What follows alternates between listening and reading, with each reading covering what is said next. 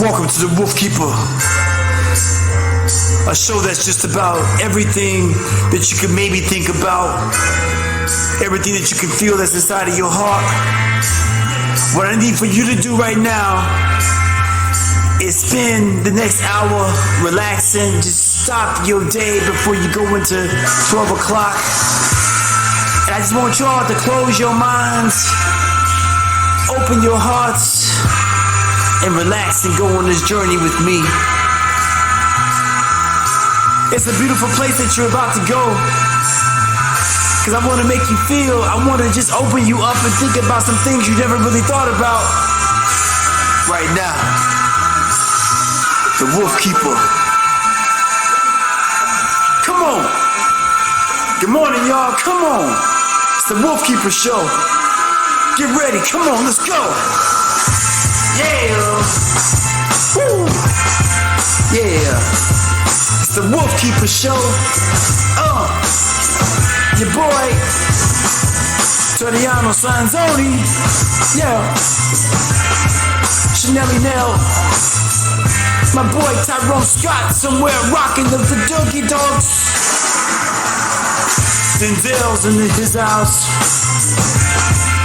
Shacky Shack. And for all the people out there that love us, we love you back.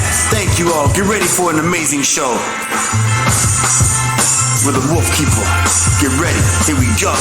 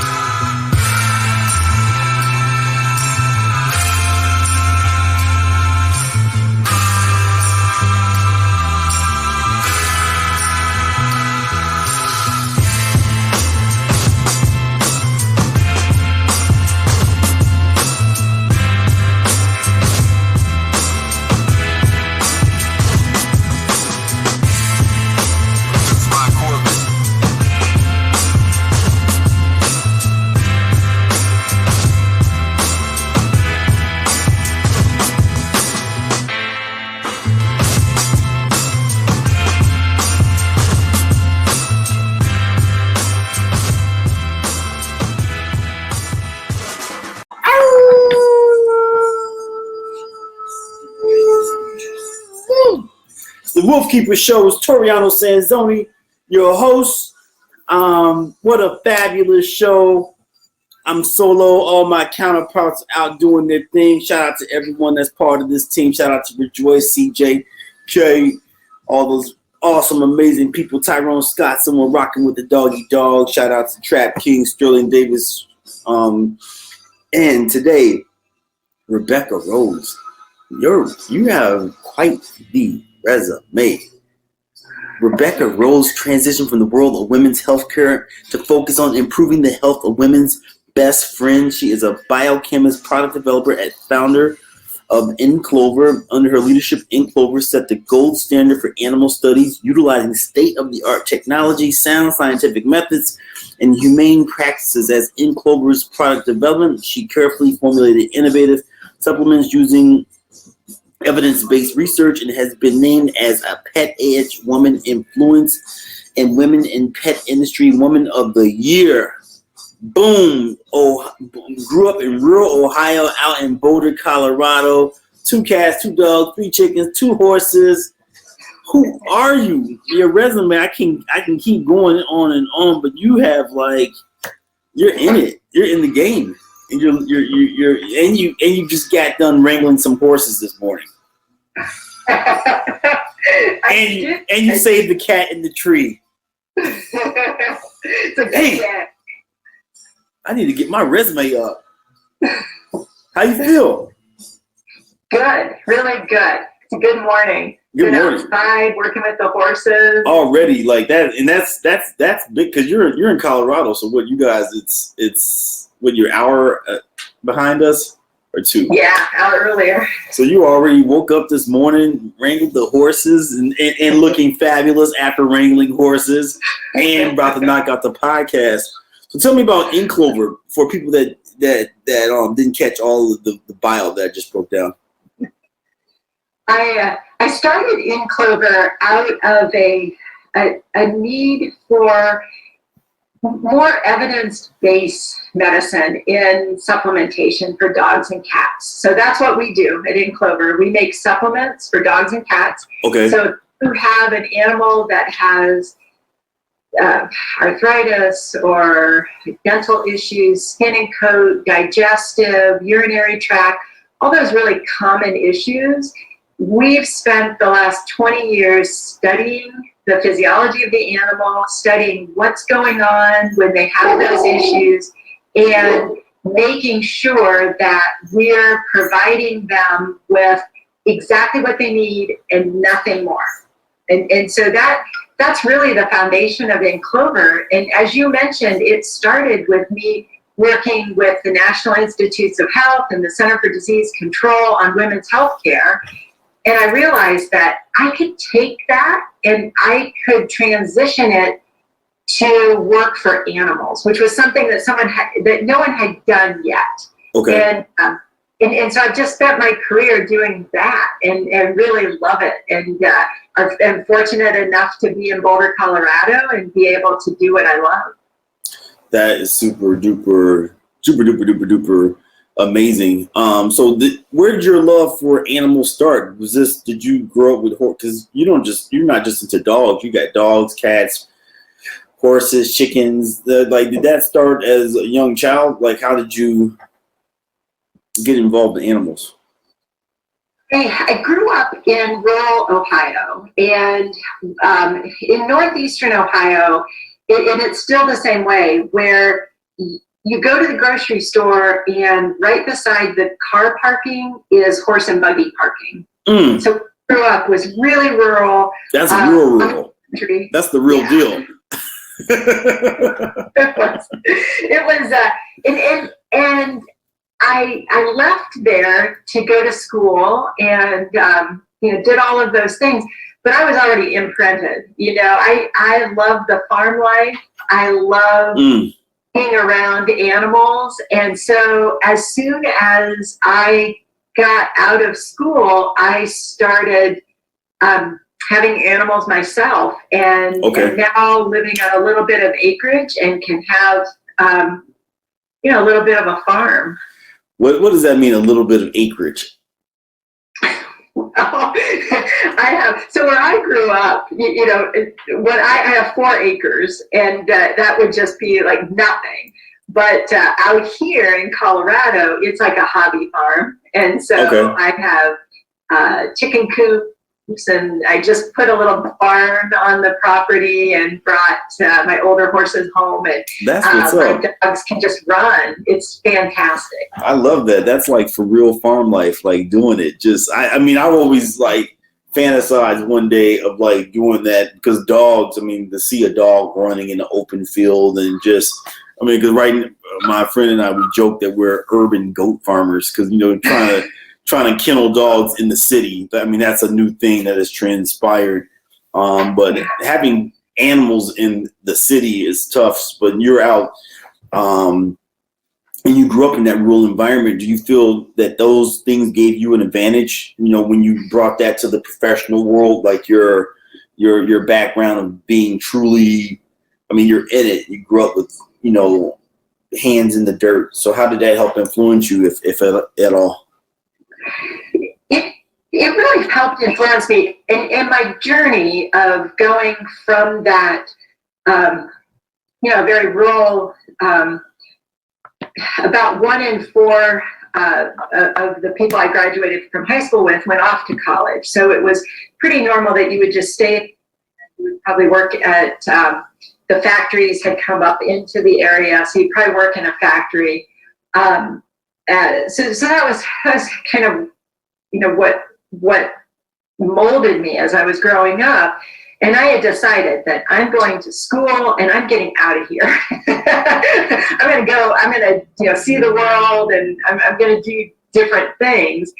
And I needed that part of the journey to bring me back to where I am now, which is really grounded, where I get to take all the things that I've learned and take the things that I love, being around the animals and being able to help animals in a way that it's very scientific. What we do is very research driven, but it is so holistic, working with what the animal, how they would be and feel in their healthiest state. And even the name of the company, InClover, that's an old English idiom that means to be at the top of your health, to be at the very best you could be as far as wellness. And that's what we have built into the foundation of InClover. Wow. And then who started the company? Whose birth child? Like, where did InClover come from? Me. It's all your company. It's that. Do you have partners? Is it you that you're the straight up? Yeah. So I had I've been doing all of this work in research and healthcare, and had been very entrepreneurial had been in biotechnology and had worked for other companies, but they were all spin-offs, so doing new things that had never been done before. But when you say you were doing biotech, because I love hearing that phrase, biotech, and especially for our young listeners out there, our young women listeners, that are in high school and college, because a lot of times, they don't get encouraged to get involved with sciences. They don't get encouraged to get in, especially in the tech world, the IT tech. So for our young listeners out there, you say that you got involved with biotech. What exactly were you doing in biotech? Oh my gosh, I love biotech, and I got out of school and biochemist, and what could I do, and all the other women I knew were teachers and nurses, and I didn't really have anybody to say, this is okay. You look different than the other people, but you can be the other in the room and it's okay. Somehow I got into biotechnology, just kind of dumb luck, and once I got into it, the CEO of our company, and we were making our company. We took microorganisms and we trained them. So you'll appreciate this.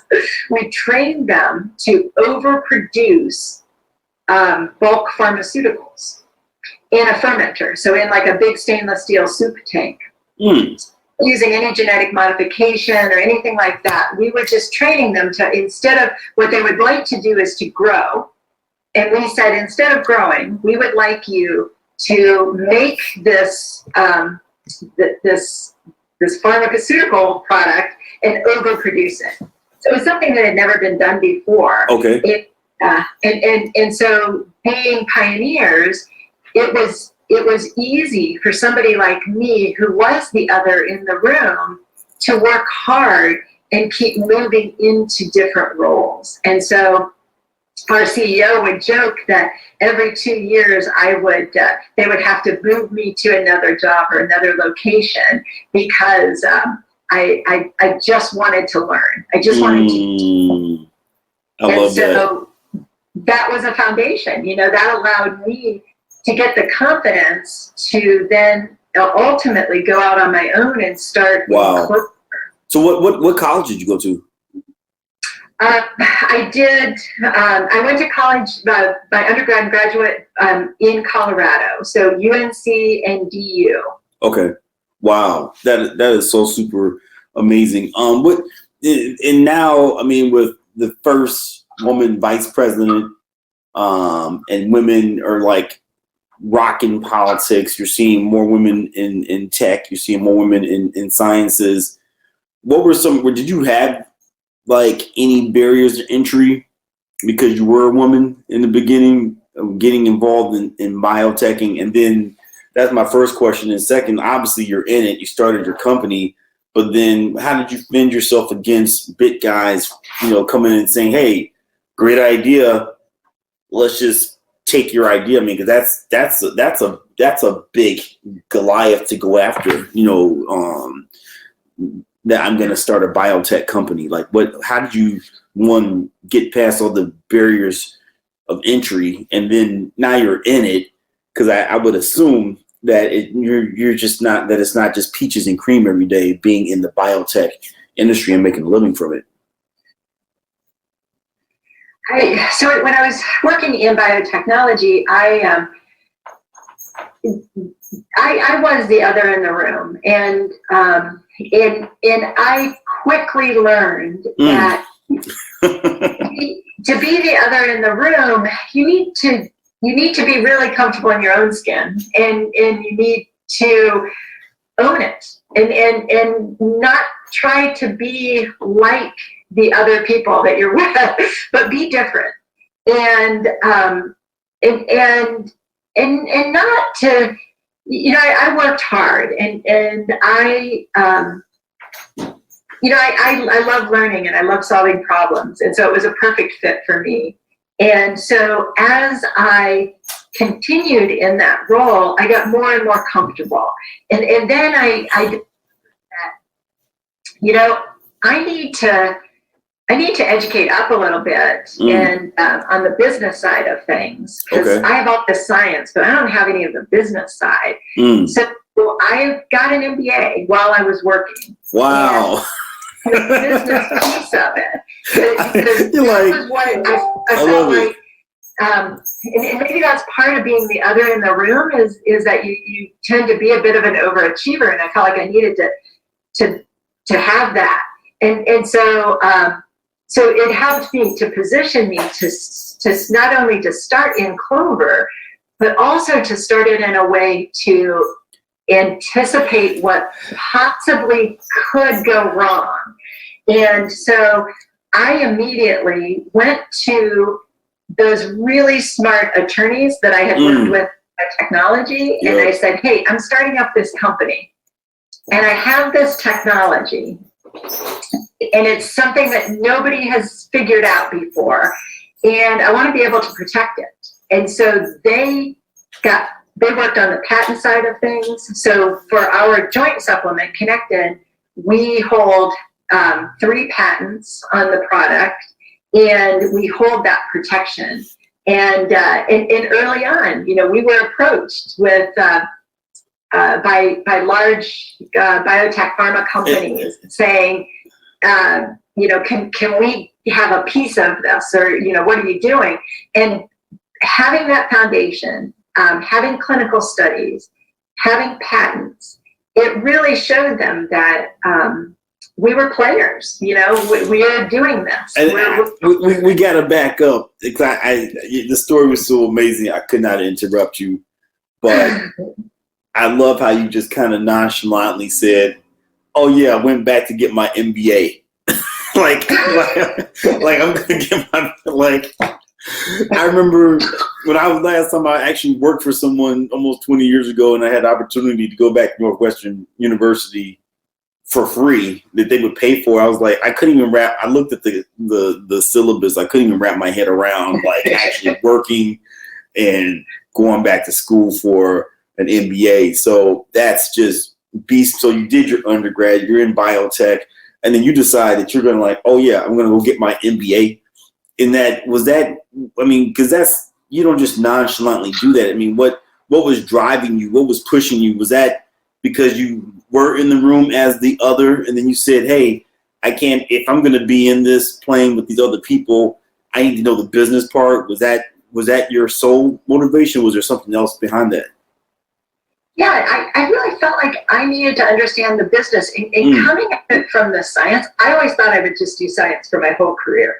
And so when I took no classes other than science and had like the least well-rounded education you can imagine, but the science stuff was really strong.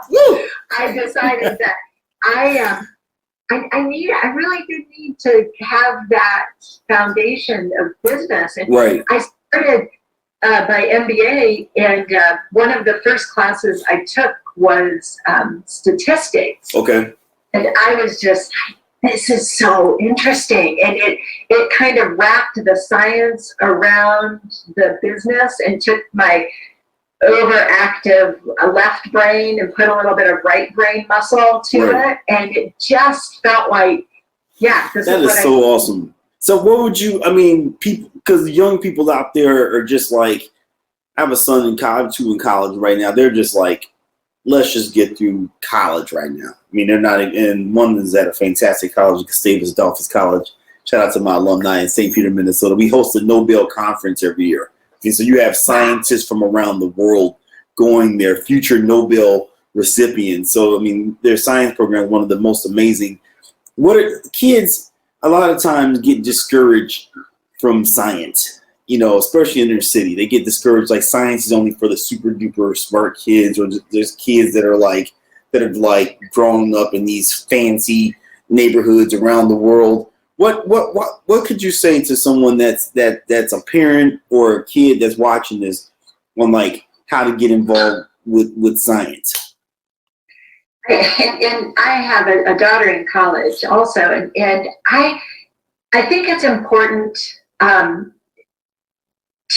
mentor, and I think that I'm very active in the mentorship program at CU, at the University of Colorado here. And have been fortunate enough to keep my mentees. And so even when they graduate, I still keep them as their young professionals. And then yesterday, I was on a call, a Zoom meeting. We are, it's a little bit of diversion, I promise I'll bring you back. We are in the process of going through B certification application. Okay. So B certification as a company is where you build into the corporate structure of your company, doing business for good. So it's quite a process. And we're working with some students, MBA students, to help us pull this together. And I was on a call yesterday, and one of the MBA students, a woman, she was saying, I have a degree in neuroscience, and now I want to go into business. And I said, LinkedIn, find me, because we need to talk. Because what do you want to do? And she said, I want to design athletic apparel. And I said, I know people who are in athletic apparel. It's a huge thing in Boulder, Colorado. There are a lot of companies that are sportswear companies. I said, I will introduce you to some people. You can talk to them, and then you need to get an internship. You need to, meet people. And the way to do that is to connect with local professionals. And I mean, for us here in Boulder, the mentorship program is incredible at CU. And so I have met so many people.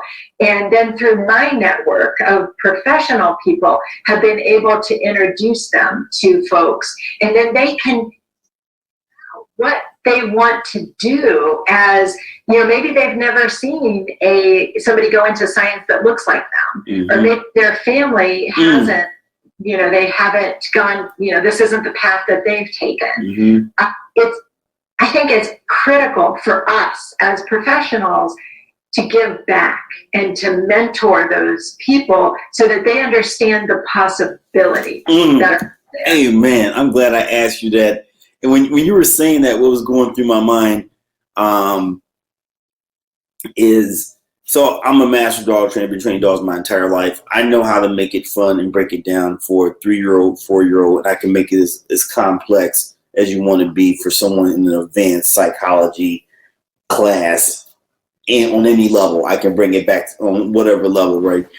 Can you bring, is there parts of what you do that you could make it fun for a 4 or 5-year-old? I mean, obviously you're a mom too, so obviously the answer is rhetorical, but let me ask you this. How does one bring it back to make it fun?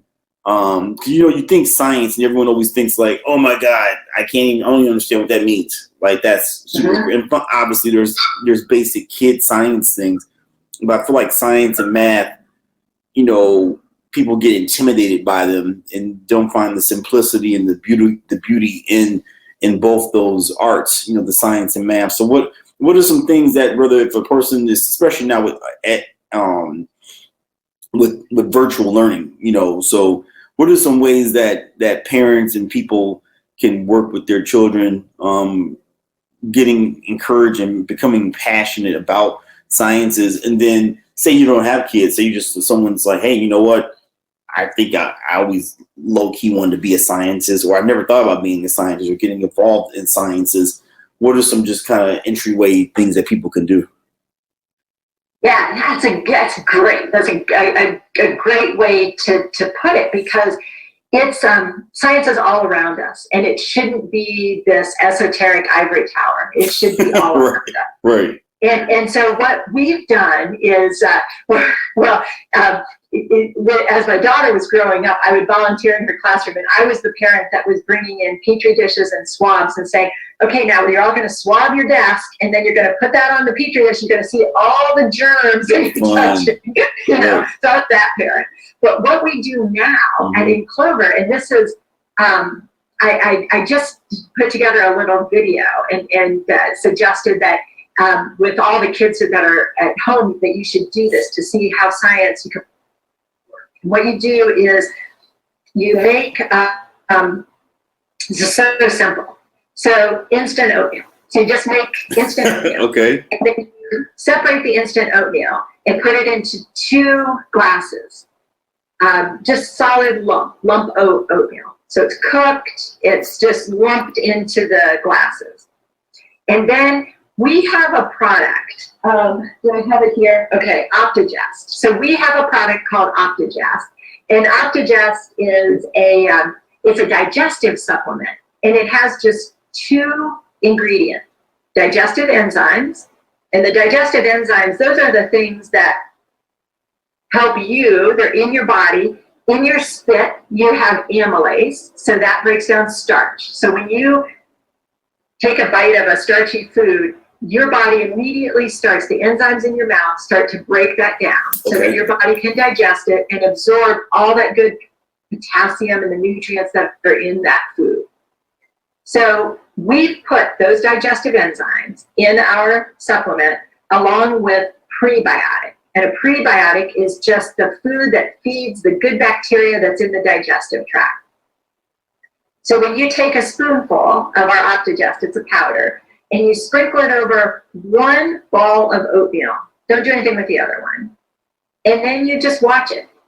What happens is you watch the digestive enzymes that are in the Optigest, you watch it break down the nutrients that are in that lump of oatmeal, and it'll just turn it into soup in front of you. Wow. And you can watch science happening. And that's science. And that's science. That's science. Yeah. Right. You know what? I mean, because I love science. I mean, that was one of my favorite things. The reason I'm asking is because obviously we look at science every day. I mean, it went from this spiky little tennis ball that was red that they were showing on TV back in. I remember vividly, it was like back in January I was at my friend's sushi restaurant, and one of the waitress, she was a scientist. She was working part-time to get through UIC, and she was like, what are you talking about? This little spiky ball that would later be called this little thing called COVID. So then and she's trying to break it down. I'm just like, all right, I'm just trying to eat some sushi right now about this whole thing, what it's going to become. But we deal with science every day now. Whether we like it or not. We're watching Dr. Fauci over there talking about this. We're watching this politician talk about this. We're talking about science versus, just people don't believe in science and all this other. It has to be a super exciting time for you because there's so much medical and science constantly being pushed on television. How is your company then, are you guys riding the surf of what's happening right now with all this science happening, explosion and talk? The animal world, the animals are like exploding. People are going to get puppies and cats and all kind of things right now. Are you, how is all that affecting your business? We, as soon as COVID started, and at first it was, I don't know, it was just something that seemed so out there but not impacting us.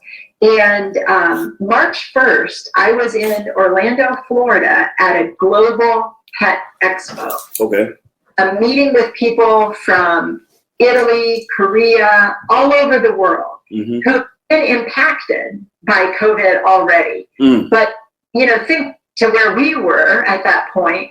And the only impact was that looking around the huge convention center, there were 150 empty booths that had tables with a little plant and a sign that said, due to COVID, this exhibitor was not able to attend. Wow. I was just like... And when was that? March 1st of this year. Oh, March 1st. So it really hadn't hit the United States of America yet. It was gonna that week though. And so I flew back from Orlando to Denver. I'm sitting in an aisle seat, and the woman sitting in the middle seat, she has hand sanitizer, and she has sanitized her space. Like, she's sanitized everything. And I'm thinking, should I be concerned? Should I be sanitizing this? And I get back to Colorado, and things are just shutting down. Wow. Another meeting on the West Coast that next week, it canceled. And it just, domino effect after that, just like with everybody's life. Wow. We started immediately working with our suppliers to say, how you doing? We've been partnering with you for a long time. We just want to make sure that everything is still good. And our suppliers stopped taking new business, just took care of their existing business. Wow. And, having that relationship with the people that you work with, I think made it a little bit easier. And then having that point of differentiation where we are a scientific company. And so we could read the tea leaves a little bit and could make plans accordingly. Wow. So were there certain things that you were reading, like being a scientist, and you saw this happening, like, hey, we need to adjust because this thing is real? Oh, yeah. Yeah. This is going to be, this is going to change. This is going to be a point in time that we will all have as a placeholder to move forward from. So we'll be looking at the pre-COVID time and the post-COVID time. And I think it was pretty clear early on that was going to be the case, that this was a long haul. And for a company like InClover, we've built a foundation for the long haul. And when we continued to have double-digit growth during the recession, I felt like, okay, our foundation is strong. This is, and then a pandemic hit, and I've not been through a pandemic, and so there was pause, and certainly 2020 hasn't been the year we anticipated, but we've continued to grow throughout the year and continue to provide our supplements and to expand our distribution. And so that, I think, speaks to that foundation and staying true to what you believe. You know, don't sell out. Stay true to what you believe. Let me ask you this.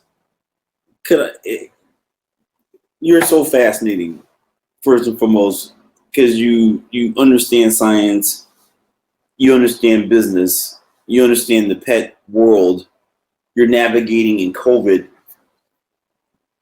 Could you? It seems like to me that your skill set and knowledge could transfer over to just a lot of other companies where people have to understand, look, this is what's happening science-wise.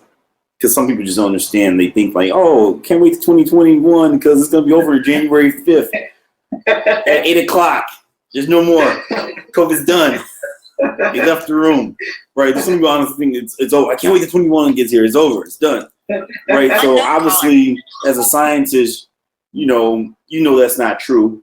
Right? And then obviously, as there's a business component too of like, because it's not true, there's certain things and decisions that have to be made based upon this new reality that we're living with globally. Could you? And I'm putting this out there. I'm speaking from. I put myself on the Clover team. That could Clover be an outside consultant and marketing to someone that's like, hey, I'm a veterinarian hospital, or hey, I want to get involved with a dog food company, or hey, I want to like yesterday I was talking not yesterday, a couple of days ago I was talking to some people that were into horse racing. I'm like, I'm just listening to them talk. I'm like, that is super expensive. The only thing that as they're talking, I'm just hearing ching ching ching ching ching ching. I'm like, and this other guy's like, I'm gonna get involved, and I'm like, don't do it. In my mind, like, don't even do it. That just sounds expensive. So, but could you, all the way from people that decide they want to buy horses to other aspects of animal in general, would you, and it's kind of a rhetorical question, I think I know the answer is, because what I'm stumbling across is because I'm a dog trainer, I'm from the music industry, but people ask me, I feel like we're kind of equivalent because people ask me questions all the time because dealing with animals, we have to deal with so many just different things to make great business decisions. Do you get the same thing, like where you could potentially, Clover could become a consultant? I love doing that. I love solving problems and helping companies. And so I volunteered my time in doing that and worked with the Boulder Innovation Center. And there was a dog food company that was just getting started. And so I went in and just volunteered my time to them just to help with some of these things that, I've learned it over many years, and there are easier ways to do it. Mm-hmm. I should be able to share that. And so I've been fortunate in that regard, in that I have been able to share with some other companies and just love doing that. And with the next, where I see kind of our industry going, what I'd love to be involved in is on the veterinarian side of things. I see a lot of consolidation occurring. And of course, veterinarians are going into that field because they want to help animals and they love animals, but they don't necessarily have the business experience to be able to deal with that kind of consolidation and what that brings. And so I would love to see how InClover could maybe dovetail into that. Wow. That growth. And because you just made me think of something, because, doctors, vet schools, one, there's not tons of vet schools in the United States of America. So it's a competitive just to get in. Two, you're busting your butt to learn animal medicine, because it's not just, you're only going to work on dogs. You're going to work on dogs, you're going to work on cats, you're going to work on guinea pigs. Someone might come through with a reptile. So you have to know a lot of just different anatomies. But they don't learn business necessarily, where you've taken it, like, now I'm a doctor, I'm going to go open up a clinic, but now you're working on, a mortgage or a lease, employees and staffing and marketing and promotions. But do you, with your company, could you see and I'm just putting this out there, not that I'm trying to say, call up Rebecca today. She's a consultant. She could be your consultant, but because I think that's so awesome, amazing that you took the time to, go back to school to get your MBA. But could you coach a young doctor, a veterinarian that says, hey, I want to get involved, and not just working for a clinic, but I want to run my clinic also?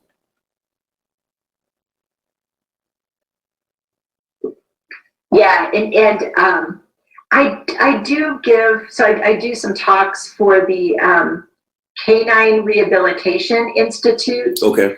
That's an institute that veterinarians and physical therapists go to learn more about sports medicine with animals. So I give some talks there, and a kind of a funny transformation is that when I was first starting the company, we had done all the clinical studies. We had focused on arthritis, hip dysplasia, because 1 in 4 dogs and 1 in 4 cats suffers with joint problems. And so it was an obvious first place to start.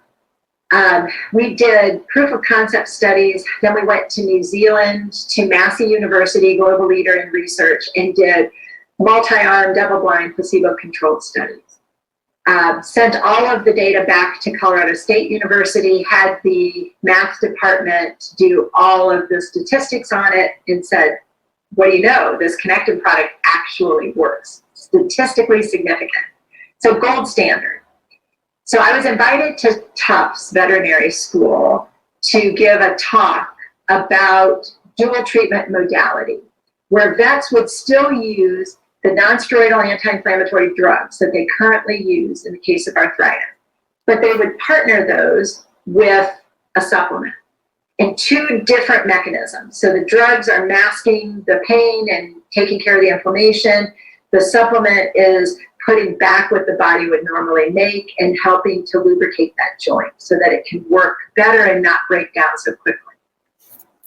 So it seemed to be like, it's not really very controversial. We're not saying stop using pharmaceuticals. We're saying dual treatment. So I flew out to Boston, went to Tufts. They're going to get continuing education credit to sit through my talk. Not one person showed up.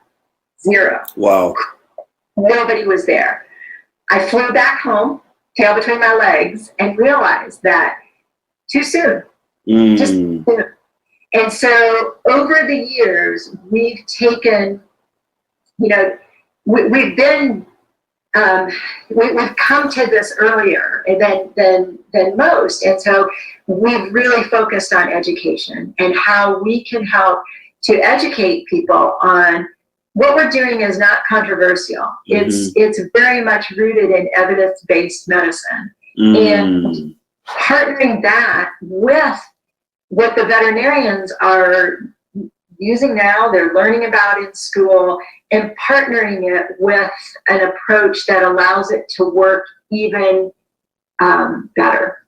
Wow, that is so super amazing. I mean, just the animal medical world, and that you've taken the time to to care for something that can't speak. That I think that is just such a God's gift, and that animals are like the bedrock of our humanity. I mean, I think with all that's going on with the COVID, you can't, the horse therapy that's out there, dog therapy, the majestic cats. So anyone that's doing things to contribute to the well-being of animals, that's super duper amazing. Where do you see what's 2021? What's a milestone that you can talk about that you foresee for your Clover?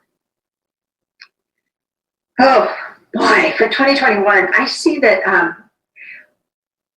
I love the things that are happening now as a side effect of COVID. The positives that I can see out of this. More people are bringing animals into their family. love that they have people like you who are passionate about training and making that integration a positive thing, because I think more than ever, we need to have that. We need to have people like you who can go out there and help people. And now with the internet, we can get information out there easily. I think, people are getting used to Zoom calls. I think it's critical that we set that good foundation to bring them in as members of the family, and then we nourish them with supplementation that allows them to be their very best and allows them to be to be healthy and to be able to be good members of the family. And I think, sometimes we forget, because our animals can't speak to us and tell us, that the training and the nourishment are critical, and they need to be happy, healthy beings. And so for InClover, I see that we're going into 2021 at such a good space, because we have, within our product base, we have 40 different supplement products to address chronic conditions in animals. Wow. We'll never be the company that has a wall of 400 products, because we're developing these products very thoughtfully, methodically. And so with those 40 products, what I see now is we've always been more of a development company, because the company is run by somebody who loves the science and who loves the development. Well, now we have a team of people in InClover who are sales and marketing, who are operations. And I see us taking the foundation that we have and really breathing it out there and getting a lot more dogs and cats and their humans aware of what's possible. Wow. So do you do a lot of, like, your distribution? Do you sell directly to vet hospitals, or you work through a distributor that sells to the hospitals? So we sell our product through all different channels. So you can find our product anywhere from at a veterinarian, to at your favorite independent pet store, to we're in natural grocers, we're in Amazon, so our distribution channel is very wide. And so we're on Target.com. So, there are lots of places where you can find our products, and we sell both through distribution. So we deal with some fabulous distributors who take our product and get it out there, that final mile, to working with people directly. Wow, that is so super amazing. That's so super amazing. And just we've talked about so many different things. The product specifically, what brought you to say, hey, I want to make something that's going to make dogs feel better or animals feel better? Because there has to be some passion, some love that it came from someplace other than just, oh, this is a science project. Yeah, and it was a marriage of passion and frustration. And so I had been working with the science piece of it, where you're answering how many ballerinas can dance on the head of a pin. And I just realized that for me to really make a difference, I need to do something that I am so passionate about, and something that I can differentiate. I for a while after I got my MBA, I kind of went bad, and I just went out there and went, you know what? Here I am. I got these degrees. I can go out and I can do whatever I want. And I worked with a company that it was interesting, but it was more about exchanging money and buying companies and getting bigger is what this company was interested in. And I realized that that's not who I am. And so I need to be doing something that I really do believe in and that I'm passionate about. And what's better than animals? And so I realized that I had all of the knowledge, and I could continue to take that into the human wellness area, it wasn't going to fill me up. But by taking it into the animal side, oh my gosh, there aren't very many. It's the weirdest thing to me, the most unbelievable epiphany that I had when I started InClover is that I am the only scientist that owns a supplement company. How is that possible? Right.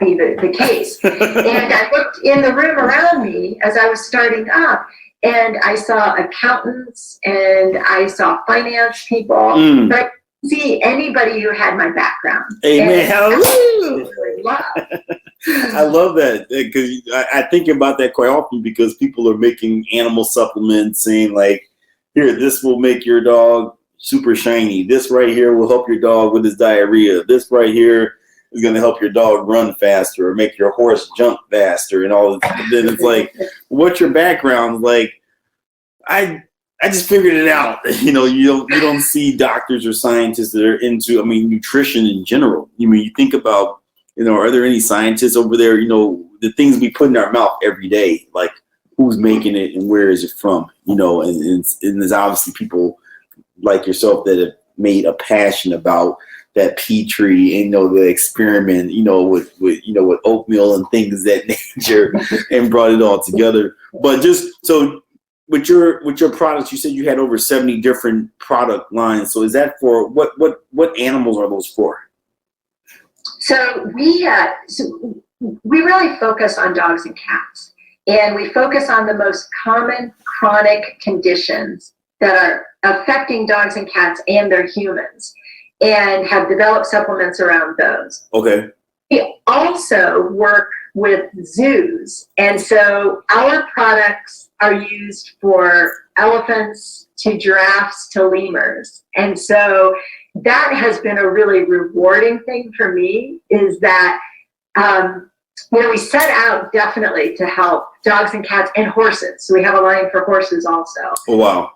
Then we got a call from the zoo, from a very famous zoo, and the rigor that they go through to select a supplement for their animals, because their animals are well cared for and loved, but it's a totally different business model than how we're taking care of our pets.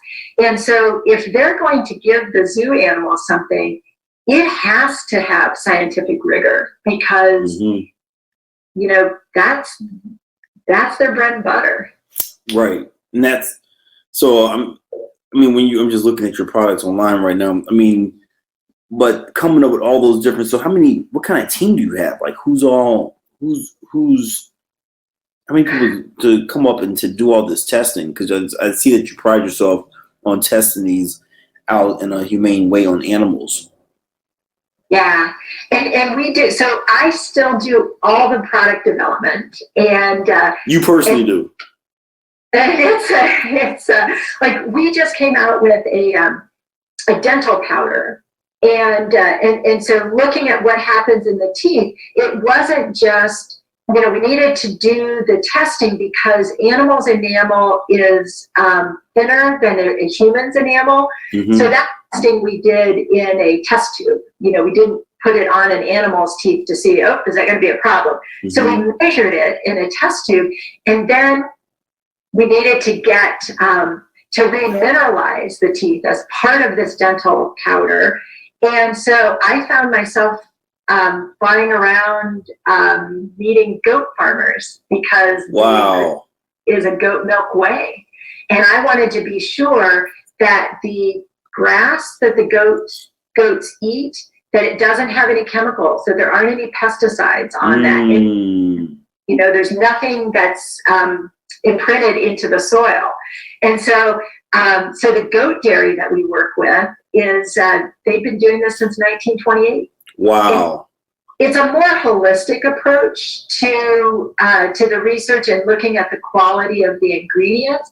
And so that's the part that I lead in. I really enjoy. I love that. I heard that this goat farmer, his daughters were showing me the the little goats were being born while we were there. It was just like, wow, this is fantastic. I'm looking at your, I love that story. Thank you so much. So with your product, say, is this more preventative, or this is like something that a dog, like, is there something on here for a puppy I could start a brand new puppy out on? Yeah, so our products are both preventative and work with acute or chronic issues. And so I'll give you an example of that. When we did our Connectin, which is our joint supplement, when we did that research, we had animals from age 6 months to 19 years in our clinical study. Okay.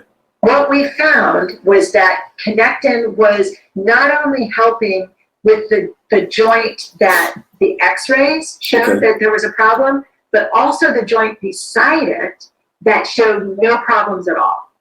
But it improved ability to bear weight when they were on Connectin versus a placebo. And what that tells you is that you want to start supplementation early. You don't want to wait until you have a problem. And that's probably my biggest feedback, is that, oh my gosh, we started on your supplements when we had an older dog and we were able to, have her quality of life better and keep her longer, but I wish that we would have started earlier. So when you think of puppies, especially large breeds, you want to put them on joint support early because they're developing that foundation of the joint, and you want it to have all of those joint building blocks and be healthy. So oftentimes what veterinarians will do is they will put, during that growth phase for large breed dogs, they'll put them on twice the recommended amount of Connectin, our joint supplement, to get them through that. Same with like our digestive product. The prebiotic that's in it is naturally found in mother's milk, and that's what helps boost the immune response. So you want your puppy to be on a digestive product. You want them to be on a joint supplement. You want to start, we know that by age 2, the American Veterinary Association says that 85% of dogs will have dental disease. You want to get ahead of these things. Well, so Rebecca, what would you say to someone that says like, hey, you know what? I don't need to do any of that because it's just, I take care of all that in my dog food. My dog food provides everything I need for my dog. I don't need to do anything else for my dog or cat. I think it's important to have and to research and to make sure that you have a good dog food. But you cannot get all of the nutrients that you need from the dog food. If you're using a kibble or a canned food, that's been heated as part of the process. That heating process destroys all the enzymes that are naturally in the nutrients. So all of a sudden you're feeding every day the same food with no active enzymes to help them break down the nutrients and absorb the food. So when you start giving enzymes, the digestive enzymes like what's in Optigest, what you're going to notice is your dog's poop is going to be a different color. It'll be a different size, have a different consistency, because now all of a sudden those nutrients are being absorbed. So you're going to see those differences even though you're feeding a high quality food. Wow. So, and then same thing with veterinarians. Have you ever had any arguments with veterinarians saying, hey, you know what, I get it. There's tons of supplements that are out there. Thanks, but no thanks, because, I want them to take science diet veterinarian version, and that's going to do the trick. Because what you're talking about supplements is, correct me if I'm wrong, but in the medical world, they're not necessarily going to school to understand what your supplements are, how they're going to help the animal. They're looking at just the physiology of the animal, maybe the behavior of the animal, but definitely a lot of times vets aren't looking at necessarily what you're fueling the animal with. Would you agree with that? Or Yeah, and it's changing now. Certainly, there are more courses in veterinary schools around nutrition and supplementation, but I remember I was the person standing in front of an empty room at Tufts. And so I stood, and so, well, you know what I'm hearing now, which is really encouraging, is the other day, one of these groups, these veterinary people who are buying up veterinary groups, they said, you know what we think the future is? We don't think the future is in better food, because, you know, the food is good. And I think there are some ways to improve upon that. But I think the future is on personalizing the supplementation that the animal is getting, because that's what's going to make the bigger difference in healthcare, not in the food. I think veterinarians, when we talk 5 years from now, I think what we'll be talking about is that veterinarians are looking at how to personalize supplementation around the genetics of the animal. So it's 12 o'clock. So then are you saying that a vet's going to prescribe your product? Yeah. you're like, yeah, absolutely. Oh, yeah. That's exactly what I'm saying. Of course. So then, it'll be scientific, though. So then, for example, someone called me up this morning. They have a South African barbel. I mean, a massive canine that can get up to 150, 160, designed to run, jump, climb, bark, bite. So are you saying then you foresee in the future the doctor saying, okay, Mr. John, you have this animal that can easily have, you know, these specific things, hip dysplasia because of its size, digestive issues, problems with their teeth because they're going to also be a police canine. You know, I recommend that you use this. Yeah, you use, and I don't think it's going to be like one bottle that has everything in it and you're just going to go there. I think you're going to say, okay, for this animal, I'm going to focus on the joints, a supplement for the heart, and the digestion. That's what I'm going to focus on. It's not a one size fits all. It's a very thoughtful approach to what does that animal need. So does that go back to also too then you educating doctors then on your product lines? Yeah. And it is. It's all about education and having the credibility to say, I'm not trying to get you to give up what you've learned. I'm trying to get you to go further on this journey. And there are more places to go to get better wellness. Wow. And that's the journey that you need to do. That warms my heart, better wellness. So let me ask you this. So personally, are you super health conscious about your foods and what you're eating out there? And I know Colorado in general is like a pretty healthy state. So what's in Rebecca Rose's fridge? I will say that this morning I did take our Optigest digestive product and our Connectin product for supplements. So you can actually use your product. Is it human friendly? Yeah, it's fun. So I can take the actual products? Yeah. I mean, we make them for animals, but like I take a teaspoon of our Optigest digestive supplement because 70% of our immune system is housed in our digestive tract. And who doesn't want a better immune system right now today? Amen. Right? Hallelujah. Wait, Yeah. so just so we're clear, a human can actually use your products too? Yeah, I'm not supposed to say that. You're not supposed to. And I said, I do take them and I know how they're made. So okay about it. But so I do take so those are the supplements that I take. And then I still have friends in biotechnology. And so I'm such a guinea pig. And so I did take I love genetics and just looking at what makes us tick on that level. And so I have a friend who's involved in a company and she did nutrient genetics, just to see like what your genetic structure, what you're missing in nutrients. So Okay. in my fridge is a lot of greens, because I love arugula, and arugula has a lot of B vitamins, and just genetically, I am always going to be short of B vitamins. Wow. Okay. I love that. And I think that's I was asking as a cheeky question, but it's super important too, because sometimes it's hard to get someone to invest in their animal when they're not eating healthy themselves. You mean when they're, if a person's over here eating,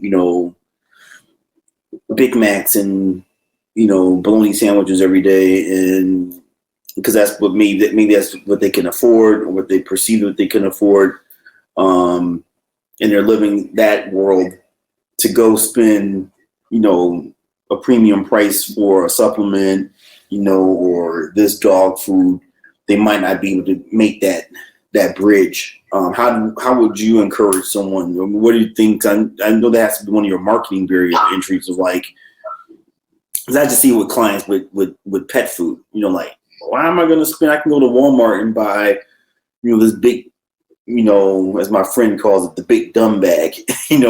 Like $20, and it's like 65-pound bag for $20. Of Old Roy. Like my dog's been eating Old Roy forever. Why would I go spend, $50 on this bag this size that sure, it's all natural, it's dehydrated meat, or it's dehydrated fish, or it's this. But I mean, Americans right now, I say that's part of what's going on with the COVID, because people just aren't healthy in general. So you throw a messy little thing such as this virus, whatever this thing is going around, it's like, oh yeah, gotcha.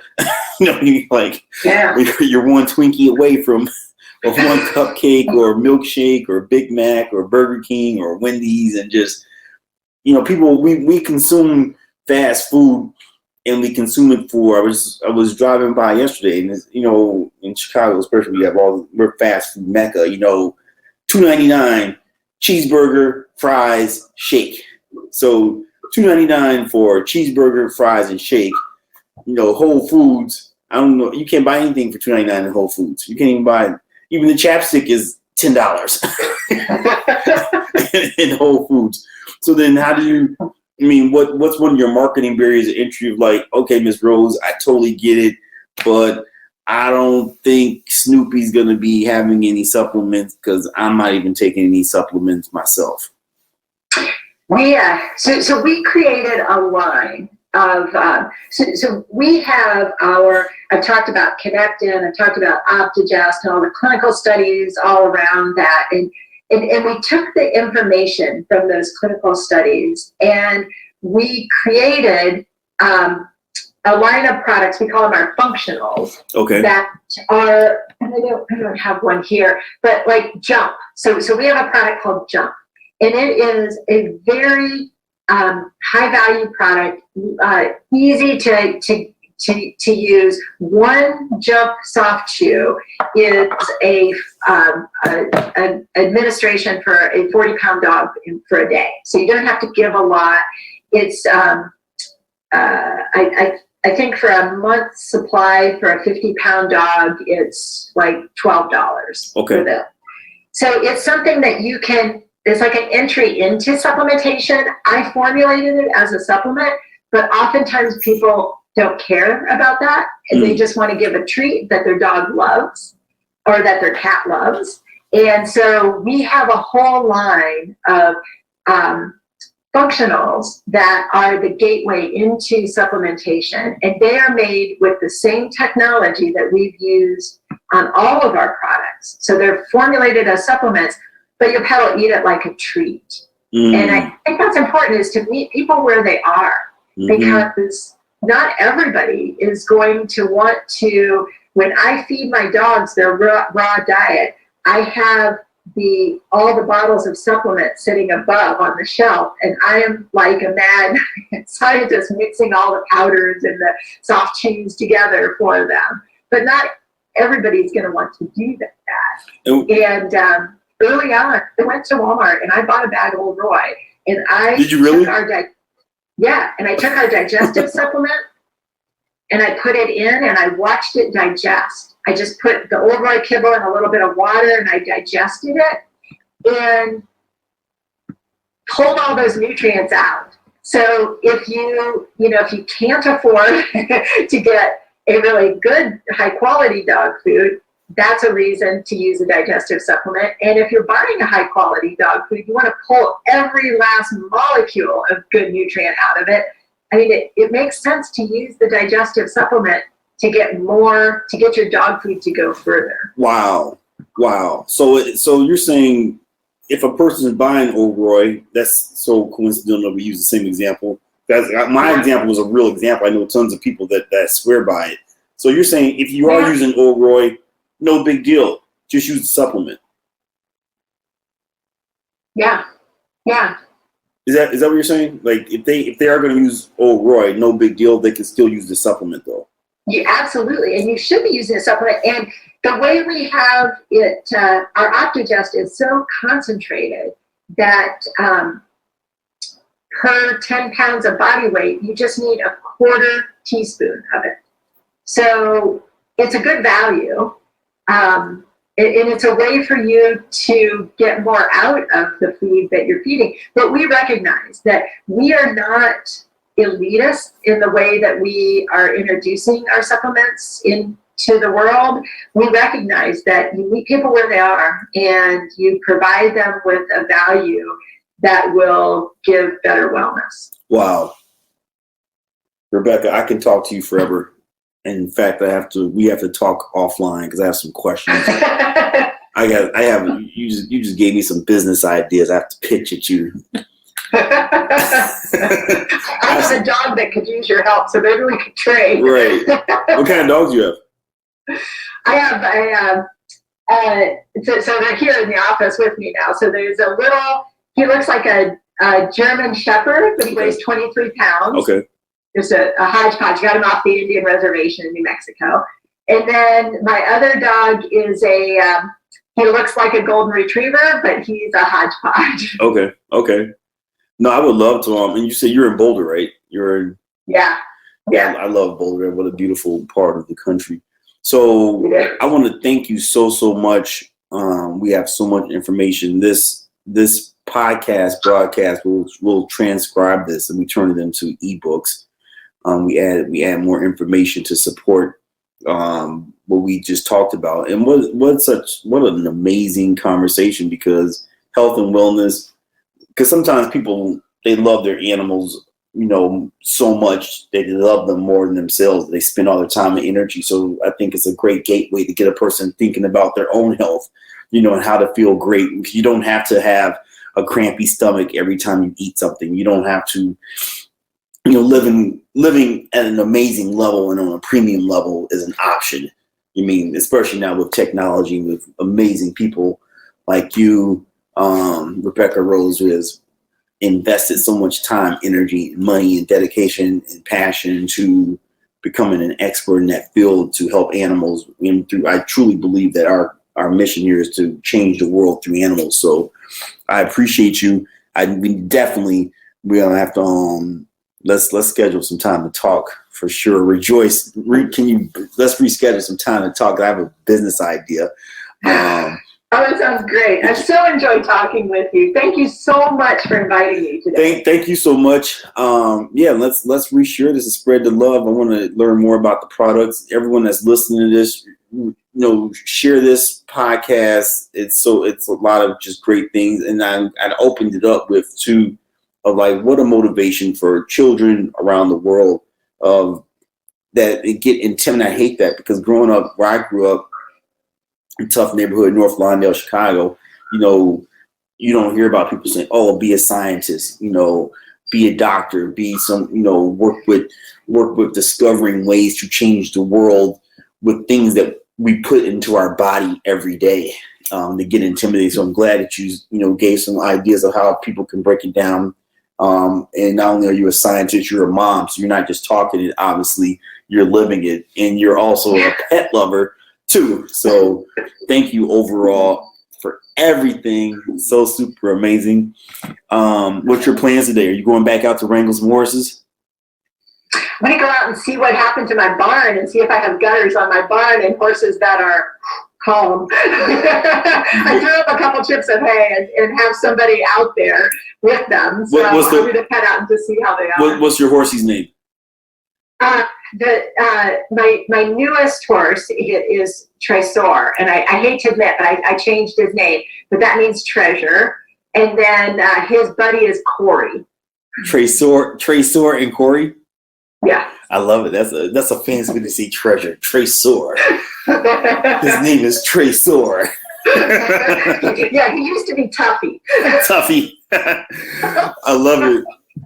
All right, Miss Rose, thank you so much. Thank you for everyone that listens to this podcast broadcast. Please share it. It's going to be pumped everywhere on Podbean, Instagram, Facebook, Zoom, you name it. It's going to live on the internet. Thank you so much. Thank you to my whole Wolfkeeper team, Rejoice and CJ, Trap King, Chanelli B, everyone out there, Tyrone Scott, too many people to name that rock and make this happen every day. I'm your host, Toriano Sanzoni. Much love, peace and love, be love, go out and give love. Thank you so much. Thank you, Miss Rose. Thank you.